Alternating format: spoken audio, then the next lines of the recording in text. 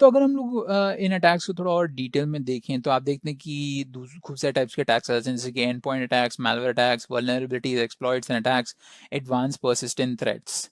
तो जो आपका एंड पॉइंट अटैक होता है, इसमें बेसिकली क्या होता है कि जो हैकर्स होते हैं वो अनऑथराइज एक्सेस लेने की कोशिश करते हैं, जो ऑर्गेनाइजेशन हो गई या फिर यूज़र हो गया, उनके एंड पॉइंट्स के थ्रू बेसिकली वो आपके सिस्टम में एक्सेस पाने की कोशिश करते हैं। ठीक है, फिर आता है आपका मैलवेयर अटैक। तो एंड पॉइंट के बाद आपका मैलवेयर अटैक आता है। एंड पॉइंट में बेसिकली वो एक्सेस करने की कोशिश करते हैं, और जो मैलवेयर अटैक है उसमें बेसिकली वो मैलवेयर फैलाते हैं। वो आपके आईटी रिसोर्सेज को करप्ट करते हैं, उनमें वो मैलवेयर डालते हैं जो सिस्टम को ख़राब कर सकता है, वो उसको डिलीट कर सकता है, या फिर डेटा को मॉडिफाई कर सकता है, या फिर कोई भी टाइप का डैमेज कर सकता है पूरे के पूरे सिस्टम पे। तो ये आपके मैलवेयर अटैक हो गए। इसका एक एग्जांपल होता है रैंसमवेयर अटैक, जिसमें बेसिकली जो हैकर है वो ऐसा मैलवेयर डाल देता है जिससे कि वो आपके सिस्टम को लॉक कर देता है, और आप अपने सिस्टम को यूज़ ही नहीं कर पाते। इसके बारे में हम लोग और बात करेंगे। चलिए अब बात करते हैं वल्नरेबिलिटीज एक्सप्लॉइट्स अटैक्स की। तो जब हम लोग वल्नरेबिलिटीज एक्सप्लॉइट्स अटैक की बात करते हैं तो इसमें इस चीज़ की बात आती है कि जो आपके नेटवर्क कंपोनेंट्स हैं, जितने भी आपके नेटवर्क कंपोनेंट्स हैं, वो उनमें हमेशा नोन वल्नरेबिलिटीज होती हैं।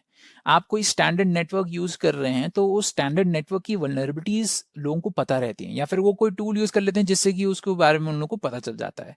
तो इसमें क्या होता है कि वो जो हैकर होता है वो इन वल्नरेबिलिटीज को जानता है, और उनसे जो एक्सप्लॉइट्स निकलते हैं वो उनको बेसिकली यूज करता है अटैक करने के लिए।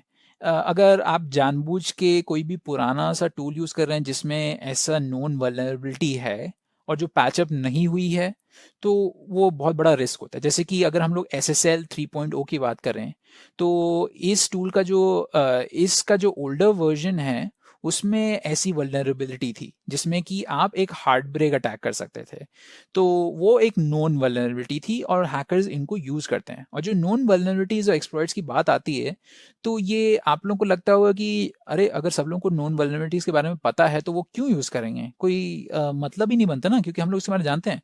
वो फिर उसकी बात आ जाती है कि कितने रिसोर्सेज हैं और आप कितना ज्यादा सिक्योर होना चाहते हैं। ठीक है, तो ये हो गया आपके वल्नरेबिलिटीज एक्सप्लॉइट्स अटैक्स। अब बात करते हैं एडवांस पर्सिस्टेंट थ्रेट्स। तो ये और ज़्यादा कॉम्प्लिकेटेड अटैक्स होते हैं।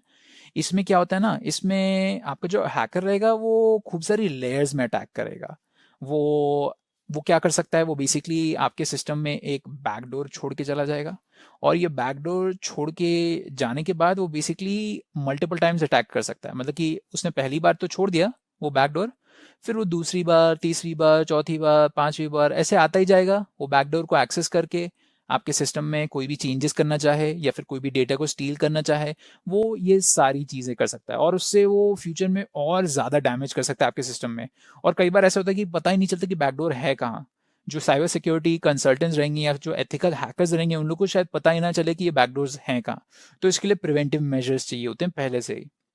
तो ऐसे मल्टीलेयर अटैक में आप ये भी नहीं जान पाएंगे कि हो क्या रहा है।